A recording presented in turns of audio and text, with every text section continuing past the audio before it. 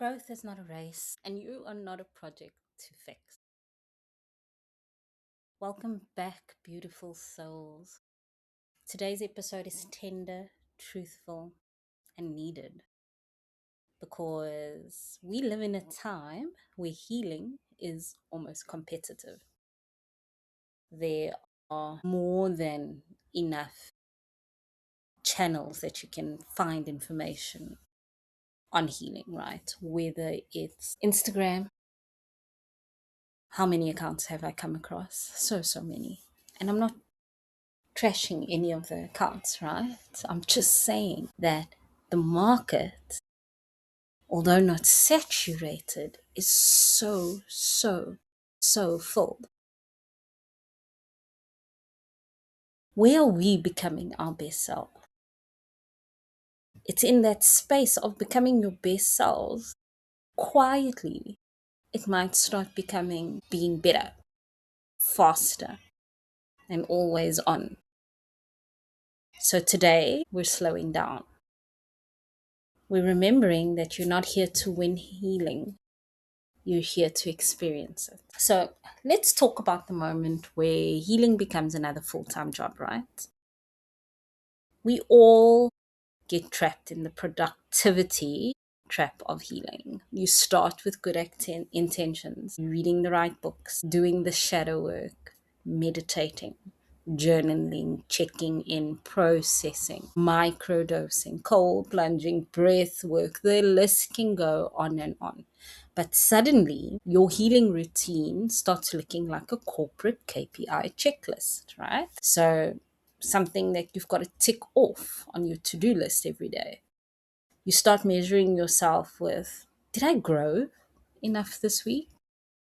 Did I stay regulated enough? Or did I react too much? Or did I show enough progress for others to see? It starts actually feeling like healing becomes a performance. Now, I say that with so much love in my heart because I've been caught in this productivity trap as well, right? Where I start measuring myself and not necessarily against everyone else, but against my own mind and what I perceive healing to be. And then that becomes another growth point. You start feeling like you're not constantly upgrading, you're falling behind. You're on this path to ascending. Did I ascend today? And this is where this trap begins, where healing becomes another area to optimize. But guys, healing isn't a productivity project. It isn't. It's not linear, it's not neat, and it's not something that can be rushed. It's not the same for everybody. Healing has seasons, and every season is valid, even the quiet ones. So, how do you know when you've slipped into the self help hustle? You're never satisfied with progress. That could be the first one. So, no matter what you've healed and how you've healed, you always feel like there's another layer that you should have reached. Two, you might compare your healing to others. You look at other glow ups, their breakthroughs, their trauma dumps, even disguised as inspiration, and suddenly your own pace starts feeling too slow. Three, you judge yourself for needing rest, as if rest isn't part of the work, as if integration doesn't require stillness. Four, you're easily triggered by setbacks. A small emotional wobble feels like failure. You start spiraling. Why am I still here? Shouldn't I be done with this? Another one could be you start hiding what your messiness is. You make your healing Instagram ready, curated, tidy, presentable, even when you're cracking on behind the scenes. Sometimes the pressure doesn't also come from within. Sometimes it comes from the people around you. And this really just is almost like another layer of added pressure to what healing is. You might start feeling ostracized because you're not healing in a way they think you should. You might be criticized for not moving fast enough. Like, how fast or how long is this healing journey of yours going to take?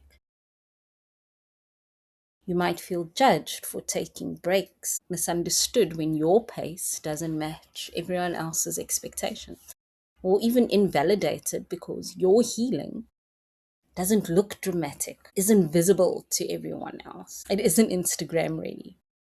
People love to be experts on healing that they've never done or never needed to do. And their opinions can create emotional noise that pushes you off your path. It's so important to remember that your healing isn't a community project. It's your path. Yes, others may have been through it and may be able to guide you, but it is your path. It's not up for public scoring. You don't owe anyone an explanation, justification, or even proof of your progress. Because when others try to define your space, just remember your path is sacred. Breathe, soften, and then return inward. Walk it with peace and love, not panic and comparison, not at anyone else's pace. Because you're allowed to protect the slowness that keeps you grounded. Let's just try to reclaim that gentleness. Be self compassionate because healing isn't about constant improvement, it's coming home to yourself, remembering yourself, and coming home to the safety of self. Rest counts as growth because integration happens when you pause. Those bright spark moments happen when you take a moment. Softening is strength. It's not weakness. Being gentle is not weak. It's emotional intelligence. And gentleness can look different for different people, right? You get to choose your pace. There's no timeline, there's no benchmark, and really there's no pressure.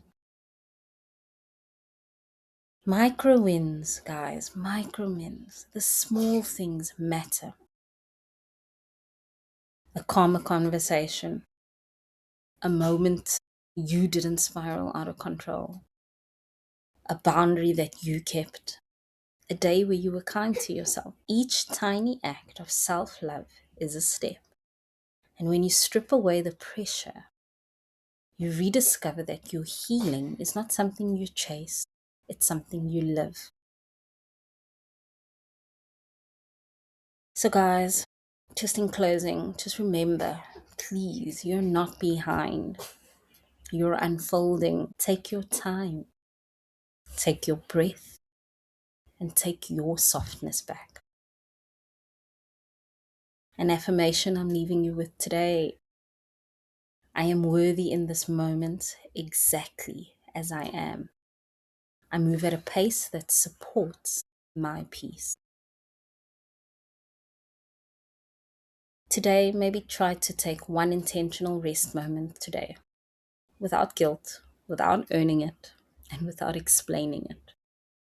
Obviously, within your own confines and what works for you.